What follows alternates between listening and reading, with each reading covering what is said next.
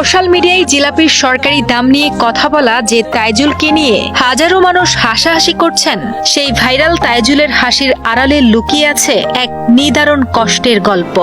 আমার মনে কষ্ট তো না পাই, ভিডিও বানালে যখন আমার কষ্টগুলো ভাসবে, আমার মনে আমার চোখ দিয়ে পানি না ধরে, তখন আমি ভিডিওগুলো দেখি মনের ভিতরে আনন্দ দেয় আর কি। তিনি কোনো সাংবাদিক নন, অনেক ভুয়া সাংবাদিকদের মতো নিজেকে সাংবাদিক দাবিও করেন না তিনি, বরং তপ্ত রোদে ঘাম ঝরানো এক নির্মাণ শ্রমিক কুড়িগ্রামের তাইজুল ইসলাম, যার ঘরে রয়েছে অসুস্থ ও শ্রবণ প্রতিবন্ধী মা বাবা আর ছোট ছোট ভাই বোন, এমনকি 8 সদস্যের পরিবারের অভাব দেখে স্ত্রীও চলে গেছেন তাকে ছেড়ে। বিয়ের সাথে বলতে করছিলাম 2-2.5 বছর এক মেয়েকে বিয়ে করছিলাম, 4 মাস সংসার করছিলাম। আমার ফ্যামিলিতে সদস্য বেশি, আইসি ব্যয় বেশি, পকেটের টাকা না ঢুকলে যা কিছু হয় এরকম সবাই তো বুঝতে পারছে না। বউ আমার ডিভোর্স হয়ে গেল।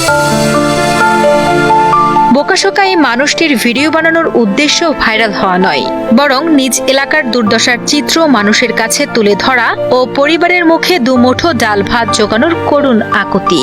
তাজু ভাই তো আমাদের মনের কথাগুলো তুলে ধরে, কিন্তু কাজ হয় না। তো ভিডিও বানায়, আমাদেরকে নিয়ে বানায়, আমাদের ক্ষোভগুলা সে বোঝে। কুড়িগ্রামের নাগেশ্বরী উপজেলার নারায়ণপুর ইউনিয়নের চরাঞ্চলের এক জরাজীর্ণ ঘরে পরিবার নিয়ে বাস তাইজুল ইসলামের। নদী ভাঙ্গনের কবলে সর্বস্ব হারিয়ে এখন অন্যের জমিতে ঠাঁই নিতে হয়েছে তাদের। বাবা সিরাজ ফকির আর মা তাহেরা বেগম উভয়ই অসুস্থ এবং শ্রবণ প্রতিবন্ধী। বাপ টসা আর মাও টসা, অনেক গানে কম শোনে, দুইটাই বোনক বিয়ে দিছে, খুব গরিব অসহায় মানুষ, মানুষের বাড়ি রাখবো একটু গতকলি খাড়া আছে। পরিবারের বড় ছেলে হিসেবে 8 জনের সংসারের বোঝা বইতে তাইজুল পাড়ি জমান ঢাকা শহরে। ঢাকায় রাজমিস্ত্রির জোগালি হিসেবে হাড়ভাঙা খাটুনি তার নিত্য সঙ্গী। নিজের জীবনের এই সীমাহীন কষ্ট ভুলতেই শখের বশে মোবাইল কিনে ভিডিও তৈরি করেন বলে জানান তাইজুল। ছোটবেলার থেকে আমার মা মাটি কাটে, আমার অনেক কষ্ট। রড মিস্ত্রি শ্রমিক হিসেবে কাজ করি আমি। ওই পেশায় এই পর্যন্ত কাজ করতে আছে। একটা মাসে 2500 1000 টাকা 500 টাকা যোগে 1.5 বছর 10,000 টাকা জোগাইছি। আর এদিকে সংসারও চালাচ্ছি, চাল ডালও কিনছি, এইভাবে ফোনটা কিনছি আমি। ফেসবুকে তাজু ভাই 2.0 নামে একটি পেজ আছে তার। সেখানে নিজের কষ্টের পাশাপাশি গ্রামের অবহেলিত চরের বঞ্চনার কথা নিজের মতো করে তুলে ধরেন তিনি। তার এই অভিনব উপস্থাপন ভঙ্গি অনেকের কাছে হাসির খোরাক জোগালে রাতারাতি ভাইরাল হয়ে যান তিনি। সন্ধ্যাবেলা দেখি একজন ফোন দিয়ে বললো তোমার পেজ ভাইরাল হয়ে গেছে।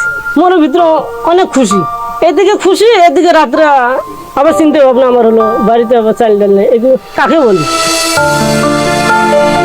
ভাইরাল হয়ে রাতারাতি পরিচিতি পেলেও ভাগ্যের চাকা ঘোরেনি তাইজুলের। ফেসবুক থেকে এখনো নেই কোনো আয়, নেই নিজের বিন্দু মাত্র সঞ্চয়। ঈদের ছুটি শেষে অভাবের তাড়নায় তাই আবারও ঢাকায় সেই শ্রমিকের জীবনে ফিরে যাওয়ার প্রস্তুতি নিচ্ছেন তিনি। আমার বাড়িতে খুব সমস্যা, চাল ডাল নেই, মুক্ত নাই, ঢাকা যাওয়া লাগবে। আবার আমার বোন সামনে যেতে পরীক্ষা দিতে যাবে, সেখানে খরচ দিতে হবে, এরকম কল্পনা করে আমি তাড়াতাড়ি ঢাকায় যাবো। তাইজুল যেন বাংলার সহজ সরল প্রান্তিক জনগোষ্ঠীর এক প্রতিচ্ছবি। তাকে নিয়ে উপহাস না করে তার অসহায় পরিবারের পাশে দাঁড়ানোর আহ্বান জানান স্থানীয় জনপ্রতিনিধি ও এলাকাবাসী। কিছু কিছু মানুষ কিন্তু ট্রোল করতেছে আসলে যে সে সাংবাদিক। ভাই আসলে সে সাংবাদিক না, সে কিন্তু একবারও বলেনি সে সাংবাদিক। সে কিন্তু এলাকাকে নিয়ে ভাবে, কিন্তু সে কারণেই এলাকার সমস্যাগুলো কিন্তু সে তুলে ধরার চেষ্টা করতেছে। ভাইরাল আছে, এটা তো আমাদের জন্য অনেক সুখবর, কারণ আমাদের এলাকার একজন এইরকম দরিদ্র ছেলে একটা ভাইরাল হবে, এর চেয়ে আনন্দের বিষয় আর কি আছে।